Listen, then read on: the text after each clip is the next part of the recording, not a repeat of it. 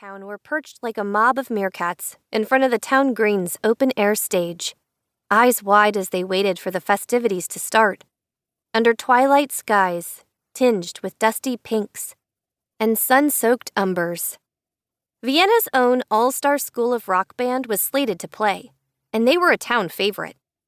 The school might have been a music education franchise across the country, but the Vienna branch had a nationwide reputation for graduating future rock gods and Broadway icons.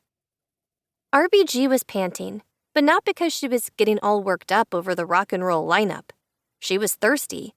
So Quinn retrieved a portable water bowl out of her bag and poured her some much-needed refreshment, whacking the side of the lined bottle so the ice cubes would slide out and plop into the water. An Arctic chilled drink with an icy crunch. That's how RBG liked it. And Quinn, the same as any other pet parent, lived to serve her canine charge. "You overindulge your girl," her mama always said to her, which was rich, considering the woman kept a magically refilled supply of liverwurst doggy treat cupcakes in her jacket pocket at all times. Just in case. Just for RBG. Meanwhile, her dog exerted as little physical effort as possible, scooting and stretching her neck forward, just enough to reach her bowl. RBG slurped her water, and she did it loud enough to trigger anyone with a bad case of misophonia to cringe all over. Quinn scratched RBG's black and tan rump. "See? This is why we can't go to nice places. You forget your table manners." Some of the people sitting close by laughed along with her, but one cackle stood out from the rest. Quinn glanced around, because she'd know that laugh anywhere. Sure enough, there she was. Her buoyant, fiery red curls lifting off her shoulders, a half beat behind due to her light-on-her-feet gait. Fellow Pros and Scones bookshop employee, Leah Grover, with her husband, Ryan.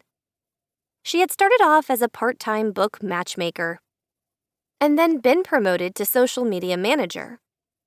A great call, in Quinn's opinion, especially since Quinn was the one who had been singing Leah's praises to the owners, who just happened to be her parents, Finn and Adele Caine. Quinn was madly in love with everything to do with books. She even sniffed them when no one was looking because, really, what was more heavenly than that new book smell? Leah felt the same way, which was why they were such good friends. Maybe not as close as Quinn was to her cousin, Elizabeth, now church novitiate, Sister Daria, but she certainly saw more of Leah these days. Her cousin lived only 3 miles down the road, at St. Guinea-Fore House, the church's abbey and dog shelter, but it might as well have been a continent away. Quinn was learning to live with Daria's calling, but that didn't mean she didn't miss the cousin she'd grown up with like a sister, as if she were a phantom limb. Meanwhile, Quinn's friend had now maneuvered her way through the crowd, dragging her husband behind her. Judging by the lopsided grin on his face, Ryan didn't mind. He'd let his cherubic bride schlep him wherever she wanted to go. Leah stopped right at the edge of Quinn's blanket. Her toes were painted a shiny rose gold. "Well, look at you. That chicken wing of yours is all healed up. 'Bout time, too." Quinn glanced down at her left arm, which was about 8 shades lighter than her right. She crooked her elbow and flapped it up and down, as if testing for flight. "Yeah, the doc sawed the cast off on Friday, and I can't tell you what a relief it is to finally be out of that thing." Ryan scrunched up his nose. "Bet it was stinky, too." "Ryan!" Leah place-slapped his upper arm. "I'm sure that's not true."